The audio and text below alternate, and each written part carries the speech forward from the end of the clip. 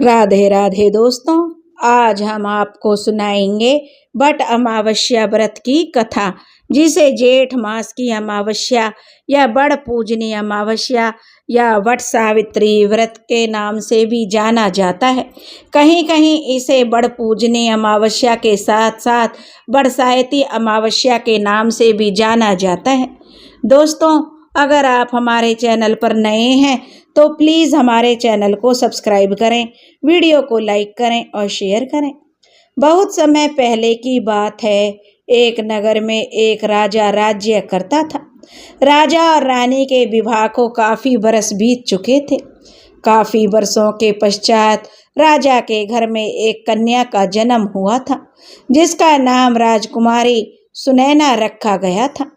राजकुमारी सुनैना बहुत ही खूबसूरत थी और राजा रानी अपनी राजकुमारी से बहुत प्रेम करते थे। राजा के दरबार में ही एक ब्राह्मण थे जो उन्हें कुल पुरोहित की पदवी मिली हुई थी। उस ब्राह्मण की भी एक कन्या थी जिसका नाम सुमति था। राजकुमारी और सुमति दोनों हम उम्र थीं, इसलिए दोनों साथ साथ खेलती, साथ साथ पढ़ती थीं। दोनों का बचपन भी साथ साथ बीत रहा था। साथ साथ खेलने और पढ़ते में दोनों बहुत ही गहरी और सच्ची सखियां थीं। एक दूसरे के बिना रहने की कल्पना भी नहीं करती थीं। एक दूसरे के सुख दुख को साझा करती थीं। धीरे धीरे दोनों सखियां बड़ी हो रही थीं और अब वे शादी के लायक हो गईं, और इसे संयोग ही कहना चाहिए कि दोनों का विवाह भी एक ही नगर में हुआ था। ब्राह्मण की जो बेटी थी सुमति, वह बहुत ही जो धार्मिक विचारों की थी और बहुत ही ज़्यादा धर्म कर्म पूजा पाठ किया करती थी। और जो उसे ब्राह्मण की लड़की सुमति को ससुराल मिला, वह भी धर्म कर्म को ही मानने वाला था। वे लोग भी व्रत उपवास धर्म कर्म दान पुण्य में बहुत विश्वास रखते थे और करते भी थे। और जो ब्राह्मण की कन्या थी, जब वह अपने ससुराल में आई तो ससुराल में उसको जो ससुराल उसके अनुरूप मिली, क्योंकि वह भी बहुत ही पूजा पाठ धर्म कर्म वाली कन्या थी। और जब ससुराल में उसकी सास ने जो ब्राह्मण की कन्या सुमति को जेठ मास की अमावस्या के दिन वट पूजन और व्रत दिलवा दिया और अपनी बहू को समझा दिया कि बहू, हर साल ज्येष्ठ के महीने में जो अमावस्या आती है उसका व्रत और पूजन किया करना। और उसने पूरे नियम सच्ची लगन से ले लिए और जुट गई अपनी पूजा पाठ में। जेठ मास की अमावस्या का अब सुमति जो व्रत किया करती थी, वट पूजन किया करती। इस तरह उसे वट पूजन करते हुए कई साल बीत चुके थे। अब जो ब्राह्मण की कन्या थी, उसके 4 बेटे पैदा हो चुके थे।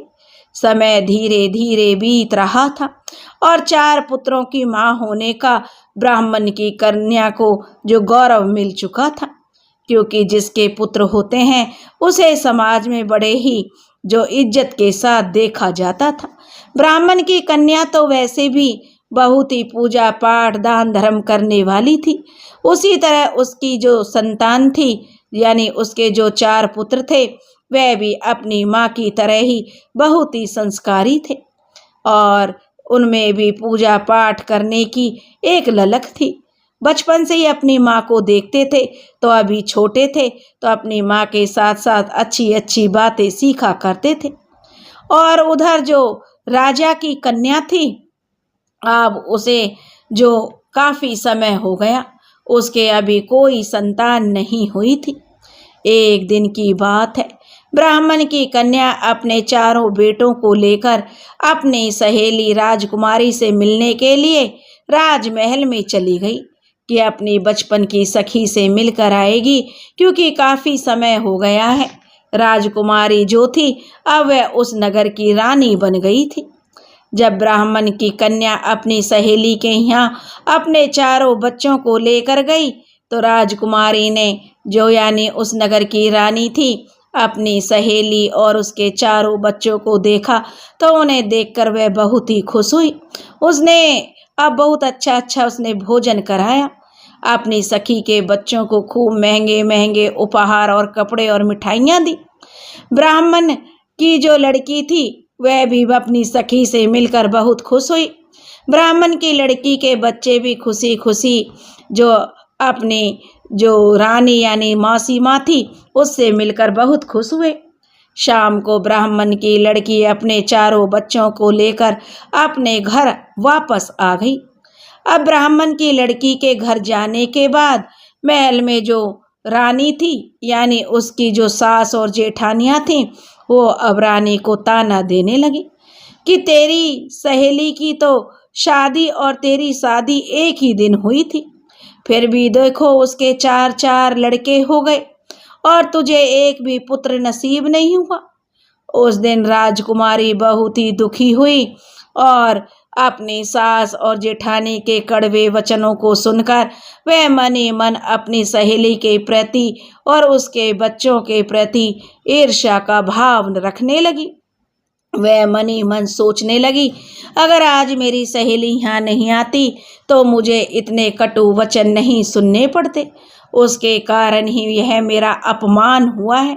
अब उसे अपनी सखी एक फूटी आँख भी नहीं सुहा रही थी। अब वह अपनी सखी के बच्चों को मारने के लिए उपाय सोचने लगी कि जब मेरे भी बच्चे नहीं हैं तो इसके भी बच्चे नहीं रहेंगे, तो क्यों ना मैं इसके बच्चों को मरवा दूं। अब जो राजकुमारी थी उसने अपने नौकर को भेजकर अपनी सहेली के बच्चों को महल में खाने पर बुलवाया और जब बच्चों ने सुना कि उनकी मौसी माँ ने उन्हें महल में बुलवाया है तो बच्चे बड़ी खुशी खुशी नौकर के साथ महल में आ गए।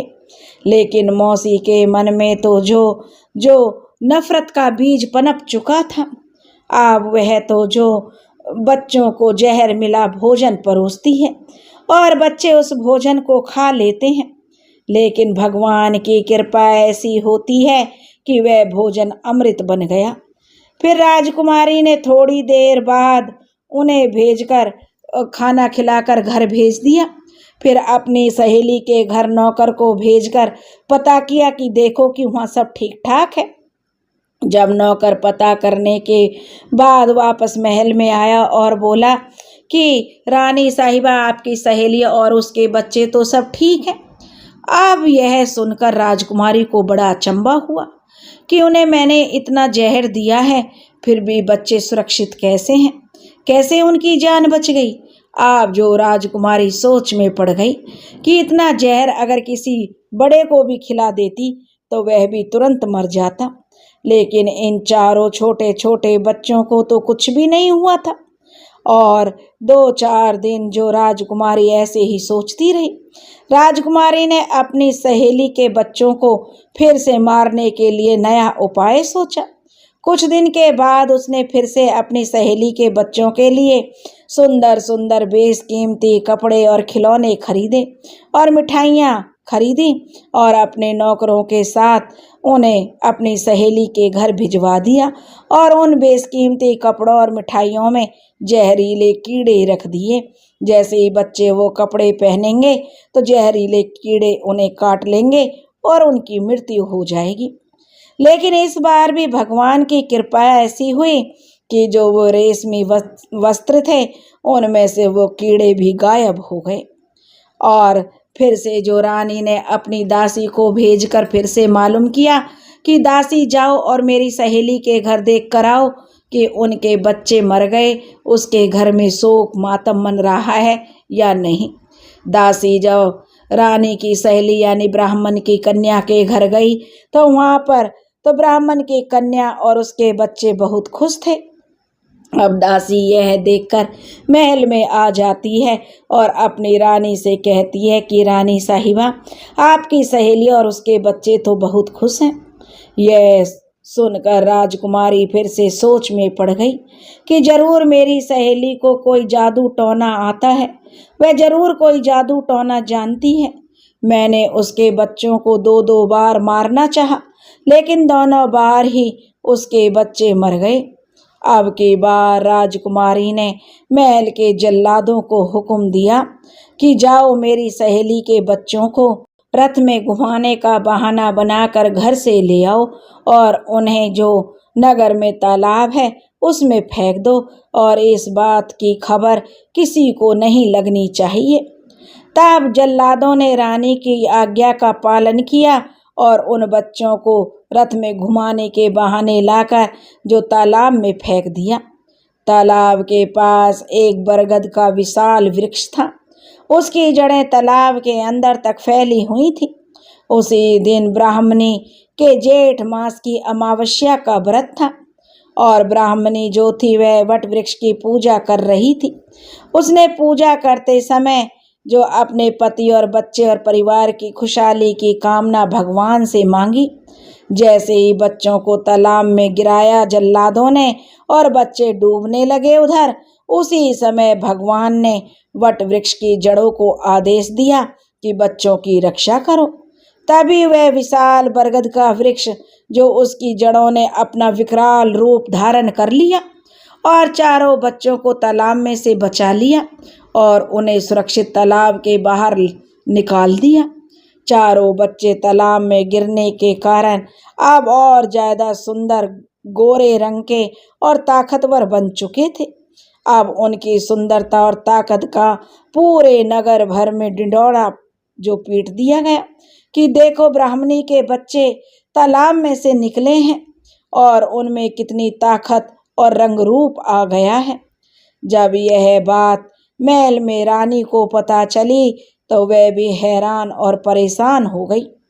अब उस रानी को अपने किए पर बहुत पछतावा होने लगा कि उसने अपनी सखी के बच्चों को कई बार मौत के घाट उतारने की कोशिश की, लेकिन हर बार वो असफल रही। अब उसकी अंतरात्मा उसे धिक्कारने लगी कि लानत है तुम जैसी सखी पर जो अपनी सखी के बच्चों को मारने चली थी। अब रानी को बहुत ही आत्मग्लानि होने लगी। वह पश्चाताप की आग में जलने लगी। अब रानी खुद ही अपनी सहेली के घर पहुंच गई और अपनी सखी के चरण पकड़कर उससे अपनी गलती की क्षमा मांगने लगी और कहने लगी, सुमति सखी, अगर तुम चाहो तो राजा से कहकर मुझे फांसी पर भी चढ़वा सकती हो, क्योंकि मेरे लिए जो भी सजा दी जाए वह कम है। क्योंकि सखी, मैंने तुम्हारे बच्चों को कई बार मारने की कोशिश की है। मैंने ही तुम्हारे बच्चों को तालाब में फिकवाया था।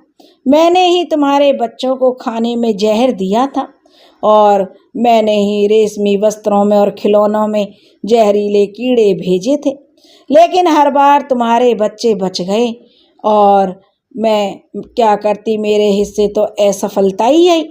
मुझे अपनी करनी पर बहुत पछतावा है, इसलिए तुम महाराज से कहकर मेरे लिए दंड निर्धारित करो।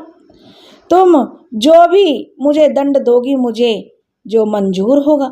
लेकिन सखी, मुझे यह तो बताओ, तुम कौन से देवी देवता की पूजा और व्रत करती हो जिससे तुम्हारे बच्चे हर बार सुरक्षित बचे रहते हैं?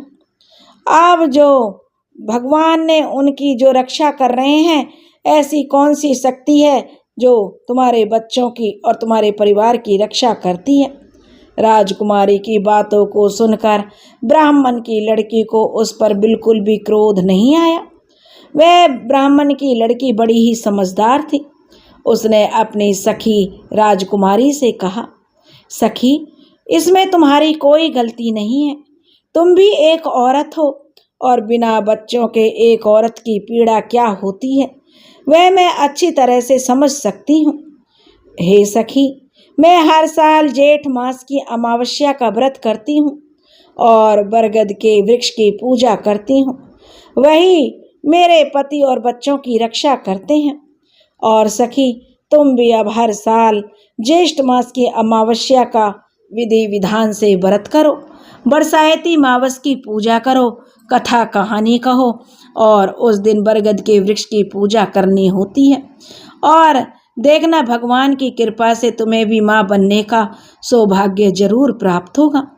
इस तरह से जब दोबारा अब जेठ का महीना आया, यानी अगले साल, और राजकुमारी ने अपनी सहेली जो ब्राह्मण की कन्या थी उसके कहे अनुसार जो अब वट वृक्ष की पूजा करी, जेठ मास की अमावस्या का व्रत रखा अब उसके 9वें महीने बाद ही राजकुमारी को एक सुंदर से पुत्र को जन्म दिया। जब राजकुमारी की सास और जेठानी को इस बात का पता चला तो उन्होंने राजकुमारी से इसका कारण पूछा कि राजकुमारी, आज तक तो इतने वर्षों से तुम्हें कोई संतान नहीं हुई थी, अब ऐसा तुमने क्या किया जो साल भर के अंदर तुम्हारी गोद में राजकुमार आ गया। तब राजकुमारी ने पूरी सच्चाई बताई कि किस तरह से मेरी सखी ब्राह्मण की जो लड़की है उसने मुझे वट वृक्ष की पूजा और ज्येष्ठ मास की अमावस्या का व्रत बताया है। जब राजा ने यह सब सुना कि ज्येष्ठ मास की बड़ पूजनीय अमावस्या की इतनी शक्ति है, क्योंकि हमारे पुराणों में भी कथा मिलती है, धर्म ग्रंथों में भी मिलती है कि इसी अमावस्या के दिन सावित्री जी ने जो अपने पति सत्यवान के प्राण बचाए थे, यह भी राजा को मालूम था। अब राजा ने जब यह सब कहानियां सुनी तो राजा ने कहा कि इस व्रत में तो बड़ी शक्ति है, यह तो सबको पता होना चाहिए। इसलिए राजा ने पूरी नगरी में ढिंढोरा पिटवा दिया कि सभी लोग ज्येष्ठ मास की अमावस्या का व्रत करें, उस दिन बरगद के वृक्ष की पूजा करें। इससे घर में धन धान्य सुख समृद्धि आती है, निसंतानों को संतान सुख प्राप्त होता है, कुंवारों के विवाह हो जाते हैं, परिवार में खुशहाली बढ़ती है और इस तरह से किसी की बुरी नज़र से भी परिवार की रक्षा होती है, बच्चों की दीर्घायु होती है और अखंड सौभाग्य की प्राप्ति होती है। हे विष्णु भगवान, हे ज्येष्ठ महीने की अमावस्या, हे माता रानी, जिस तरीके से आपने जो उस ब्राह्मणी के बच्चों की रक्षा की, ऐसे ही जो यह कहानी कह रहे हैं और जो यह कहानी सुन रहे हैं, उनके भी बच्चों और पति की रक्षा करना, उन्हें भी अखंड सौभाग्य देना, उनके भी बच्चों को लंबी आयु देना, उनके घर भी अन्न धन के भंडार भर देना। बोलो विष्णु भगवान की जय, बोलो धर्मराज जी की जय। दोस्तों, अगर आप हमारे चैनल पर नए हैं तो प्लीज़ हमारे चैनल को सब्सक्राइब करें, वीडियो को लाइक करें और शेयर करें। राधे राधे।